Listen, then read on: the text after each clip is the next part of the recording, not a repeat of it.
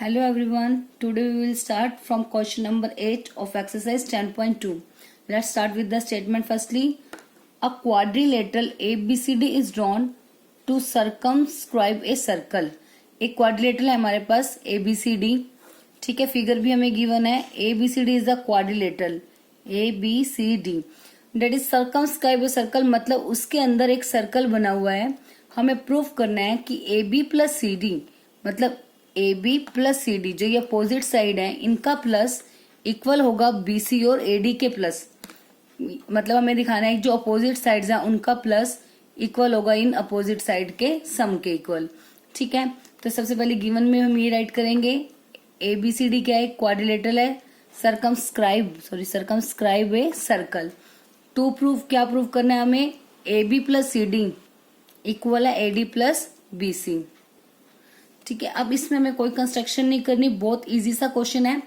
इसमें सिर्फ आपको एक रिजल्ट यूज करना है जो आपकी सेकंड थ्योरम की थी हमने कि अपोजिट वर्टेक्स आउटसाइड वाला जो वर्टेक्स होता है मींस सर्कल से एक्सटर्नल पॉइंट पर जहां से किसी एक पॉइंट से अगर हम कोई भी दो टेंजेंट्स ड्रॉ करते हैं तो उनकी लेंथ कैसी होती है? आपस में इक्वल.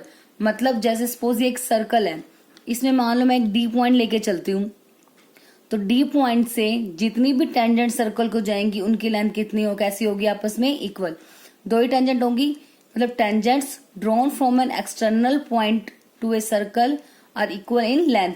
ये हमने हमारी सेकंड थ्योरम जो की थी 10.2 तो उसका रिजल्ट है कि एक्सटर्नल पॉइंट से सर्कल की जो भी टेंजेंट ड्रॉ की जाती है उनकी लेंथ कैसी होती है?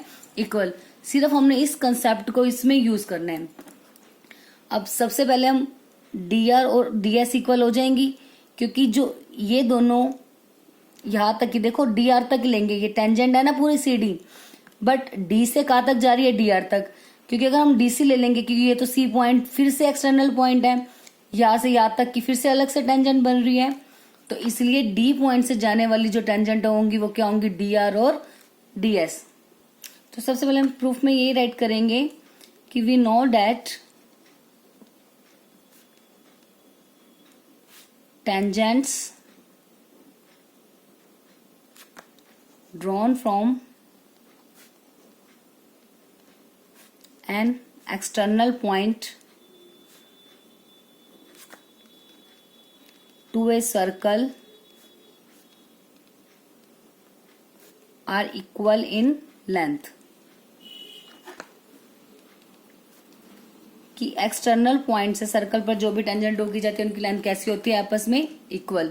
तो अब ऐसे ही डी से लेते हैं. सबसे पहले dr इक्वल होगा ds के.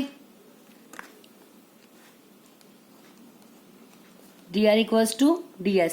तो इसका रीजन बस ये लिख देंगे tangent from external point d. एक इसको इक्वेशन नंबर भी देने हमें, इक्वेशन नंबर 1. अब उसके बाद नेक्स्ट लेके चलते हैं a से. as इक्वल होगा AP के. अब एक चीज ध्यान रखना है, देखो DS ये एक कंप्लीट लाइन है ना, DS हमने जिस साइड लिया है AS आप उसी साइड लोगे. जैसे DS मैंने यहाँ लिया ना तो मैं राइट साइड पे AS को यूज करूंगी और यहाँ पे मैं लिख दूंगी AP. है तो इक्वल A से S तक और A से P तक ये दोनों आपस में इक्वल होंगी क्योंकि A से जो भी आउट एक एक्सटर्नल पॉइंट है और यहाँ से टेंजेंट ड्रॉ रही है AP और AS. ठीक है, तो हम क्योंकि हमें क्या प्रूव करना है कि ये साइड का प्लस इस साइड के इक्वल है, सॉरी इन दोनों का प्लस इन दोनों के इक्वल है तो हमें तो कंप्लीट साइड चाहिए ना. तो DS मतलब जिस साइड पे होगा AS को हम उसी साइड पे लेंगे. ठीक है, अगर आप इस साइड लोगे तो वो हमें प्रॉब्लम आ जाएगी. ये चीज आपको क्लियर भी हो जाएगी कि मैंने ऐसा क्यों लिखा है लास्ट स्टेप में. ठीक है, तो DS की साइड पे ही हम क्या लेंगे? AS और AP यहाँ पे लिख दे. AP equals to AS. Equation number 2. Same इसका रीजन भी हो जाएगा यही टेंजेंट्स from external point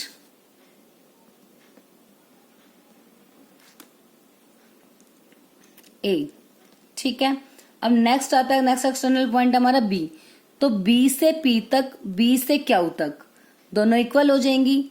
ऐसे ही BP कहाँ आएगा? जहां पे AP है. तो AP हमारा कौन सी साइड पे है? लेफ्ट. तो मैं BP यहाँ लिखूंगी BP equals to BQ which is equation number 3. अब एक्सटर्नल पॉइंट क्या है इसमें? B. तो टेंजेंट्स फ्रॉम क्योंकि कंप्लीट रीजन तो हमने ऊपर लिख दिया कि एक्सटर्नल पॉइंट जो टेंजेंट ड्रॉ की जाती है वो कैसी होती है, इक्वल। तो यहाँ पे हम सिर्फ इतना मेंशन कर देंगे कि ये टेंजेंट्स हैं फ्रॉम एक्सटर्नल पॉइंट बी। अगर आप ये ऊपर रीजन राइट नहीं करोगे तो यहाँ पे आपको कंप्लीट राइट करना पड़ेगा कि tangents from an external point are equal in length. अब नेक्स्ट पॉइंट है हमारा एक्सटर्नल, दैट इज सी। तो जो सी आर है वो किसके इक्वल होगी, सी क्यू के। C R equals to C Q, Q वाला यहाँ पे लेंगे which is equals to C R, that is equation number 4। Now tangents from external point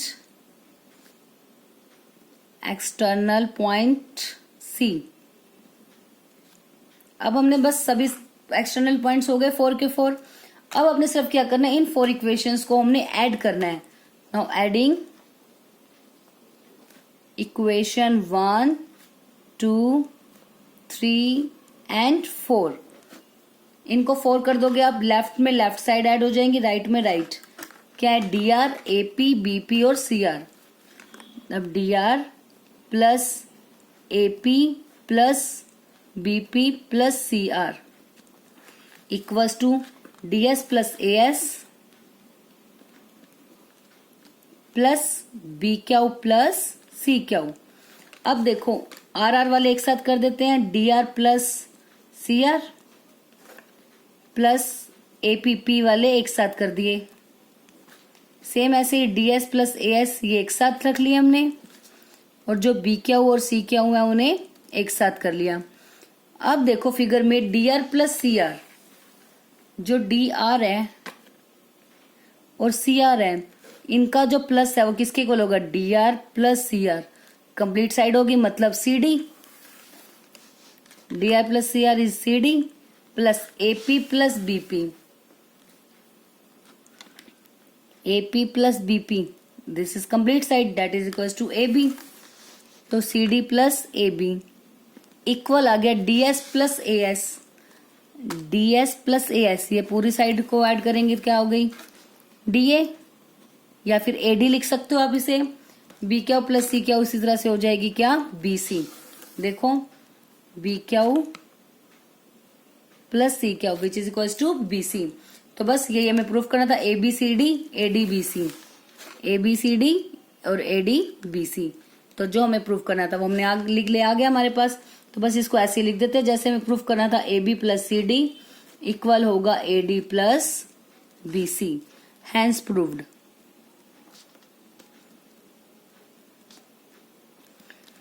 ठीक है, बस सिंपल सा एक ही कंसेप्ट है उसके। अब देखो, अब जो मैंने आपको बोला था ना कि इसको ए एस को इसी साइड पे लिखना है जहाँ एस है, अगर मान लो अब इस साइड पे रख देते तो अगर हमें ऐड करना होता तो हमने तो डी एस में ए एस को ऐड करेंगे तभी हमारी ए डी साइड बनेगी। बट अगर आप यहाँ लिख देते तो उस केस में जो ये आपकी जो साइड्स हैं वो ऐड ना हो पाते, मतलब कंप्लीट एक साइड ना बन पाती। इसलिए सिर्फ इतना सा आपको ध्यान रखना है, जो एक्सटर्नल पॉइंट जैसे डी से डी एस और डी आर है तो नेक्स्ट में ए एस उसी साइड लोगे जहाँ पे आपने डी एस लिया है। सेम ऐसे ही जिस साइड पे डी आर है उसी साइड पे आप क्या लोगे, सी आर को।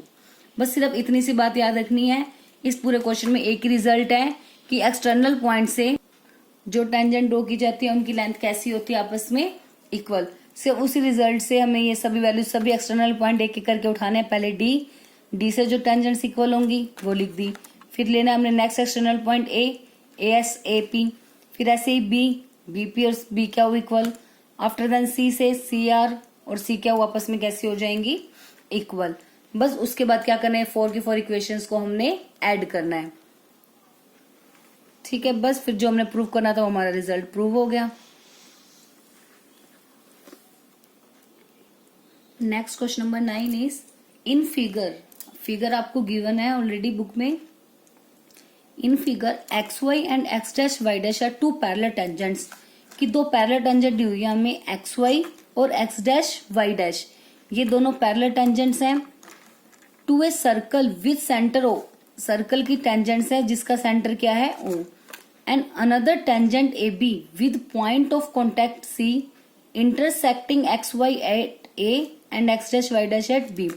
उसके बाद ये कह रहे हैं कि ए बी एक और टेंजेंट है जिसका पॉइंट ऑफ कॉन्टेक्ट तो क्या है, सी, और जो एक्स वाई को इंटरसेक्ट कर रही है at point A and X dash Y dash को किस पॉइंट पर इंटरसेक्ट कर रही है at point B, then we have to prove that angle A O B that means जो ये कंप्लीट एंगल है इसको आपने प्रूव करना है कितना 90 डिग्री।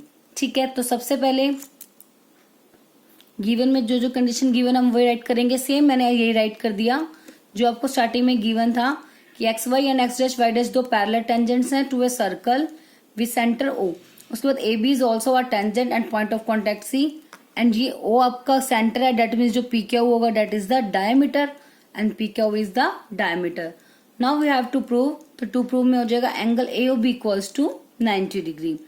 अब हमने एक कंस्ट्रक्शन करनी है, क्या करेंगे ओ और सी को ज्वाइन, बुक में ये ज्वाइन नहीं है तो हम कंस्ट्रक्शन से क्या करेंगे ओ सी को ज्वाइन कर देंगे। ठीक है, इसे हमने ज्वाइन कर दिया ओ सी को। अब हमने प्रूव करना है जो ये कंप्लीट एंगल है कितने डिग्री का होगा 90 डिग्री का। अब उसके लिए हम क्या करेंगे, सबसे पहले ये देखो ये दो ट्रायंगल बन रहे हैं हमारे पास, triangle P O A and triangle A O C, इन दोनों को हम कॉन्ग्रुएंट प्रूव कर देंगे। कॉन्ग्रुएंट प्रूव करने से क्या होगा, मैं इसकी नेमिंग दे देती हूँ, जो एंगल 1 है हम प्रूव कर देंगे सिटी से एंगल 2 के इक्वल। दोनों ट्रायंगल को कॉन्ग्रुएंट प्रूव करके 1 किसके इक्वल आ जाएगा 2। सिमिलरली मैं इन दोनों को कॉन्ग्रुएंट प्रूव कर दूंगी, उससे जो ये एंगल 3 है वो इक्वल आ जाएगा किसके एंगल 4। ठीक है, अब ये स्ट्रेट लाइन है, स्ट्रेट लाइन पे ये एक लीनियर पेयर एंगल्स हो गई। लीनियर पेयर एंगल्स का मतलब कि सभी एंगल्स का सम, एक ही लाइन पे जो एंगल्स बनते हैं उनका सम ये कितना हो जाएगा 180 डिग्री। तो वहां से इन चारों का सम आपका कितना आ जाएगा 180 डिग्री। बट ये दो आपस में इक्वल हैं तो इसलिए 1 + 2 इसको हम लिख सकते हैं 2 एंगल 2, 3 + 4 को 2 एंगल 3, तो वहां से ये एंगल कितने डिग्री का आ जाएगा 90 डिग्री का। चलो इसे स्टार्ट करते हैं, फिर आपको और अच्छे से क्लियर हो जाएगा। सबसे पहले इन दो ट्रायंगल्स को हम कॉन्ग्रुएंट दिखाएंगे, तो लेके चलते हैं। सबसे पहले in triangle AOP and triangle AOC, ये दोनों AOP और AOC। अब इसमें देखो OA दोनों में क्या है कॉमन है, पहले साइड से देखते हैं, अगर साइड्स इक्वल आ जाएंगी तो उसी से हम प्रूव कर सकते हैं। OA equal OA common. उसके बाद जो AP है वो किसके इक्वल हो जाएगी AC की हो जाएगी। AP equals to AC by tangents drawn from same external point,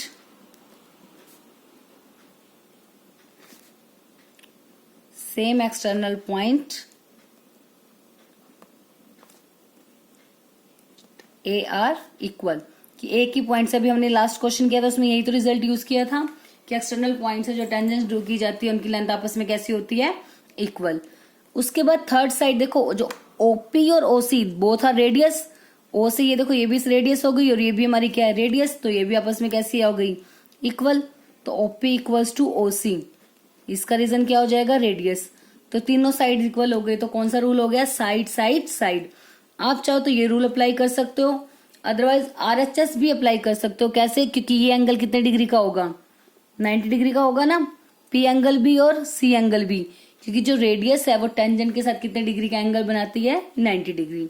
तो कोई भी साइड्स ले सकते हो आप तीनों, या एक एंगल और दो साइड लेके RHS रूल भी आप अप्लाई कर सकते हो, वो आपकी मर्जी है। या साइड एंगल साइड, कोई भी कितने रूल्स इसमें अप्लाई हो सकते हैं, बट करेक्ट करो आप, जो मर्जी मेथड आप यूज कर सकते हो। ठीक है, तो तीनों साइड्स इक्वल होगी, then by side side side congruence rule, जो ट्रायंगल AOP है वो कॉन्ग्रुएंट हो गया किसके ट्रायंगल AOC।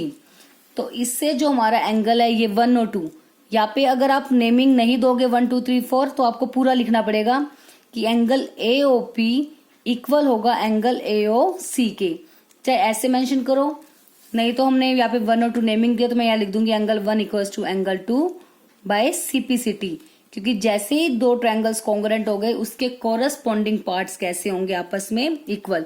देखो कोरस्पॉन्डिंग पार्ट्स मतलब A एंगल A के इक्वल, O वाला O के, P वाला C के।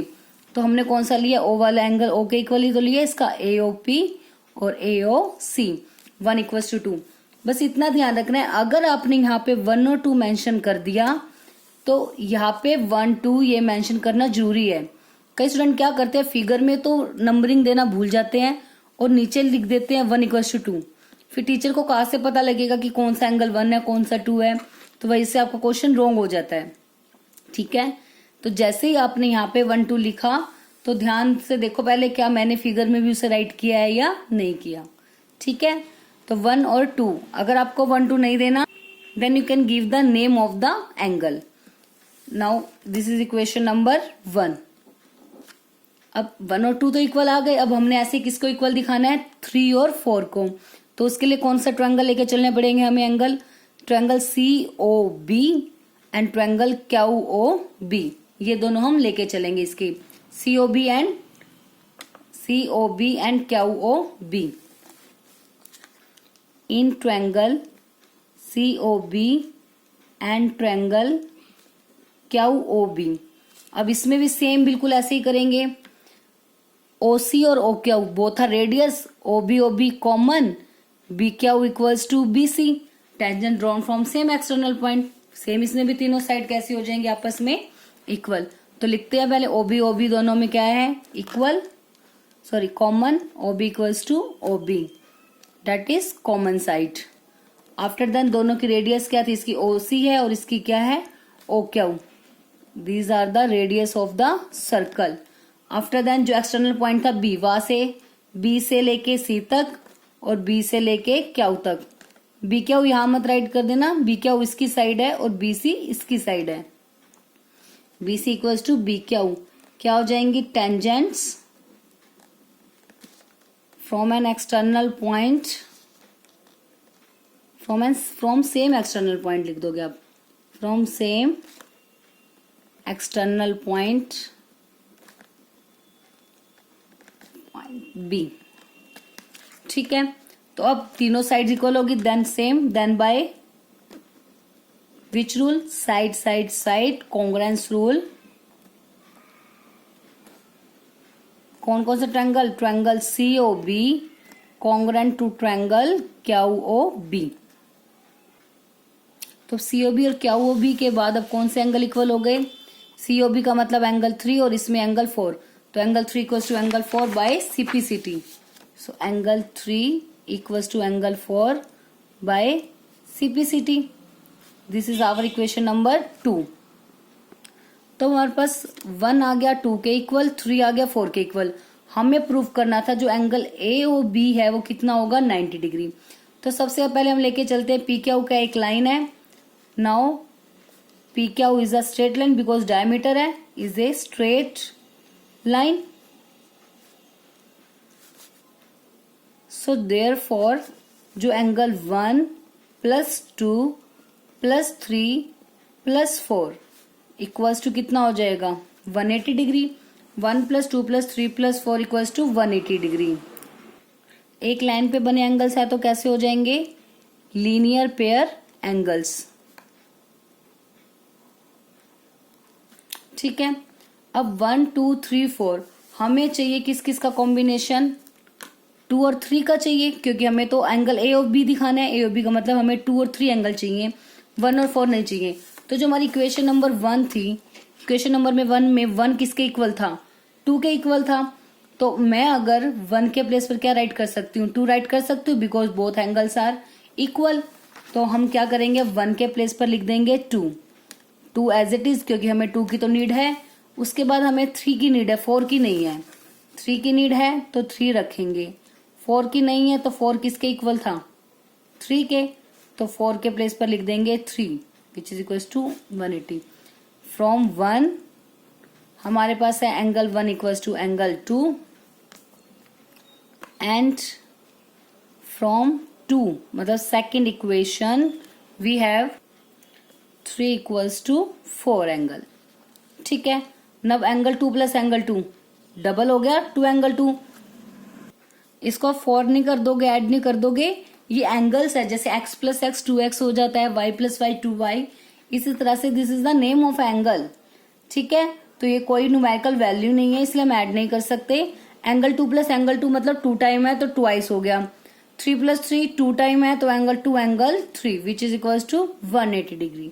दोनों में से 2 कॉमन आ रहा है, देन वी टेक 2 कॉमन, तो angle 2 plus angle 3 inside the bracket which is equals to 180 degree. तो 2 plus 3 as it is, which is equals to 2 multiply में change into divide, 180 by 2 cancel out 90 degree. So angle 2 plus 3 कितना आ गया अब हमारे पास 90 degree का angle आ गया. ठीक है, तो 2 plus 3 हमारे पास आ गया 90 डिग्री. 2 plus 3 का मतलब क्या था, कौन सा एंगल, एंगल AOB. यही तो था 2 और 3 से मिलके बना हुआ था दोनों से. सो एंगल AOB जो है वो कितना हो गया 90 डिग्री. यही हमने प्रूव करना था. Hence proved. ठीक है, बहुत इजी सा क्वेश्चन है और बहुत इंपॉर्टेंट क्वेश्चन भी है ये. सो एक बार दोबारा से देखो क्या था हमारे पास क्वेश्चन में. हमारे पास 2 पैरेलल टेंजेंट्स दी हुई थी और उसके बाद एक टेंजेंट अनदर थी AB जो कि XY को कट कर रही है A पर, X डैश Y डैश को B पॉइंट पर.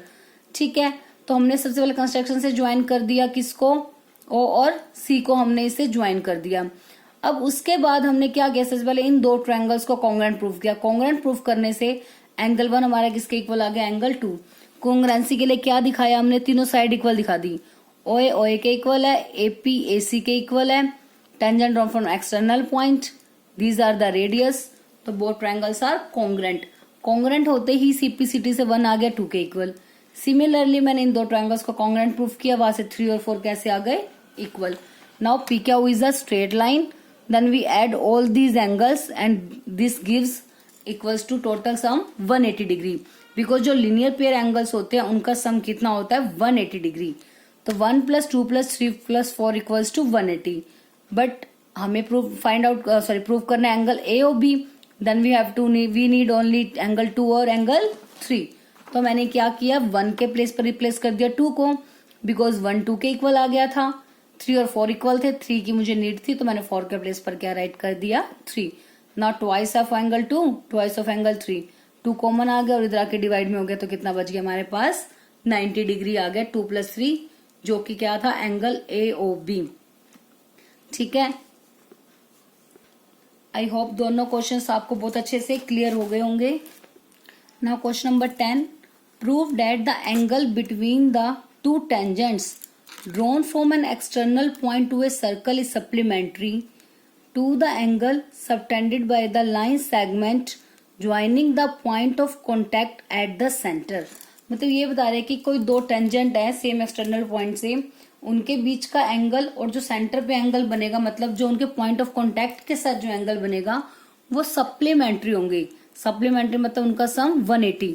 अब मान लो जैसे एक सर्कल ड्रॉ कर दिया, एक एक्सटर्नल पॉइंट ले लिया P, वहां से 2 टेंजेंट ड्रॉ कर दी PQ and PR are 2 tangents.